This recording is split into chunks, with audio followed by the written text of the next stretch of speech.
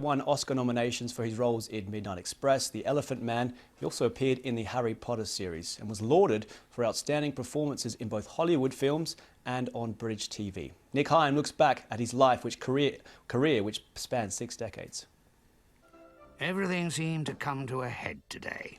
John Hurt as the political diarist Alan Clark. Both my back wisdom teeth have disintegrated into blackened stumps, or stalagmites. Not a nice man, but an unexpectedly sympathetic one. The sort of complex character John Hurt played with such ease and subtlety. Ever since Mother died, I've followed you around the cafes with my violin. His talent was spotted early in a succession of leading stage and television roles. Listen to you discussing the menus of the set meals, and then I've gone to bed. Take it. Oh, thank you. His first big breakthrough came in 1966. What will you do with it? In A Man for All Seasons. Sell it. And buy what? A decent gown. A small part, but in a high-profile, Oscar-winning film. I'll be getting a new job shortly, I shouldn't wonder. They've asked me if I want to train as a manager, or as a managing director. A few years later, he was starring opposite Richard Attenborough in 10 Rillington Place. Won't you have to learn to read and write for that? Oh, no. You have secretaries, things like that, see. He played the illiterate Timothy Evans, wrongly hanged for a murder he didn't commit. 10 shillings back. But with this in his hand! On television, he was the mad Roman Emperor Caligula in the BBC's I, Claudius. But, Joe, you ordered no triumphs. Well, of course I ordered no triumphs. Do you think I'd order triumph for myself? But you ordered us not to order any. Yes, and you took me at my word, didn't you? Look at me. And then came the naked civil servant. I wear rouge, I wear mascara on my eyelashes, I dye my hair, I wear flamboyant clothes, far more outre than those I'm wearing now. You say you are homosexual. I am homosexual, irretrievably. He played the notorious and flamboyant Quentin Crisp. Well, It was a defining moment in his career, I didn't put on any of my usual makeup, though people said it was a brave part to take on. but there's my hair and my fingernails. Many people said, don't do that. You'll never work again. And so on. And I said, but it's not about homosexuality, actually. It's about the tenderness of the individual as opposed to the cruelty of the crowd, really. 200 kilos. He earned an Oscar nomination for Midnight Express, in which he played a heroin addict in a Turkish prison. Got bail. I'm very pleased to meet you, Mr. Merrick. And there was another Oscar nomination for his performance as the hideously disfigured John Merrick in The Elephant Man. I just said I not used to be treated so well by a beautiful woman. Like Quentin Crisp, Merrick was an outsider, ostracised by society. It's a good idea. How could you make a song written by a machine sound so beautiful? His lined and weathered face meant he was perfect in the film 1984 as George Orwell's reluctant rebel Winston Smith. Odds or evens? Evens. No, I've only got one pea in my hand. He accepted all the film and television parts he was offered, though that meant stage appearances like this were rare. Well, that's something that no one can advise you on. You move like a racehorse.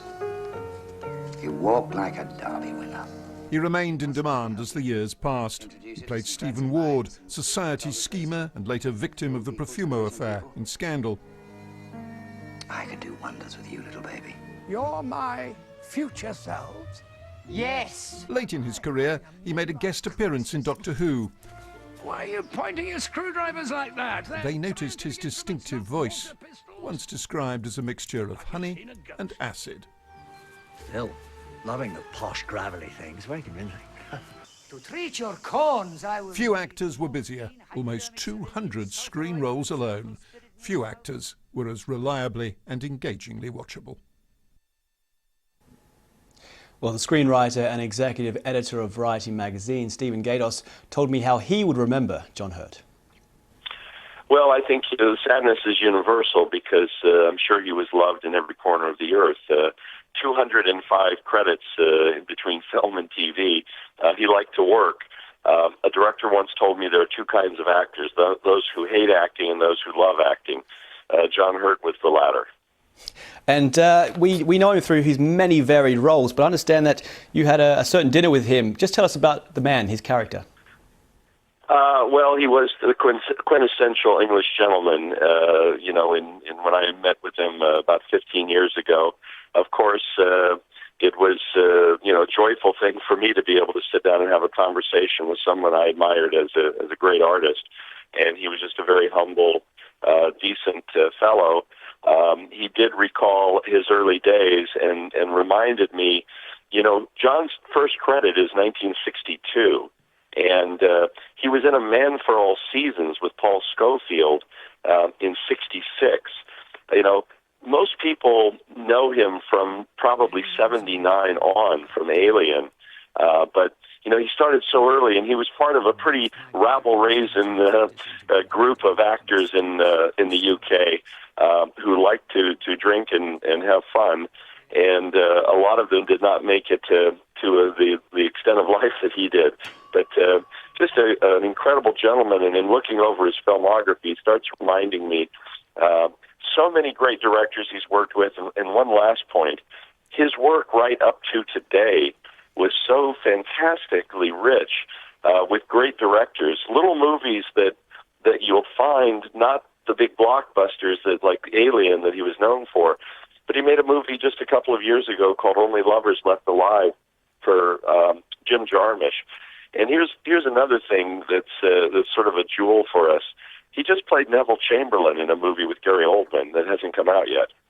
He did pop up in so many films. I mean, you did mention that generation he was a part of, Oliver Reed, Richard Burton, Peter O'Toole. He was really one of the greats. I mean, what role stood out for you as his kind of quintessential piece?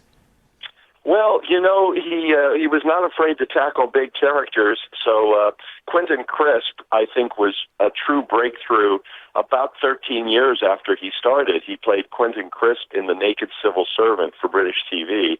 I think that really established him, and it was only a few years later that Ridley Scott put him in Alien, and then the whole world knew him. Of course, Elephant Man.